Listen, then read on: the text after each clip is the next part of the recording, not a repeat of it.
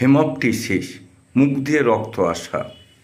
মুখ দিয়ে রক্ত আসার মূল কারণ হচ্ছে যদি আমরা একভাবে কাশতে থাকি বা ব্রঙ্কাস ব্রঙ্কিওলগুলো ক্ষতিগ্রস্ত হয়, তখন মুখ দিয়ে রক্ত আসা অস্বাভাবিক নয়।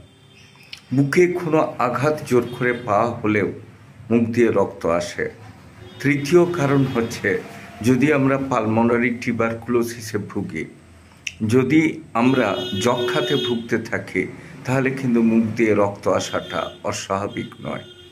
আরেকটা কারণ হতে পারে যদি আমরা একভাবে কাশতে থাকি, কাশতে কাশতেই যদি গলার ব্যথা এগুলো যদি হয়ে যায়, সেক্ষেত্রেও আমাদের ক্ষেত্রে যদি আমাদের দেখা যায় যে গলাতে ব্যথা হয়েছে, কাশতে কাশতে শিরা ছিঁড়ে গেছে, সেক্ষেত্রেও কিন্তু আমাদের মুখ দিয়ে রক্ত আসে।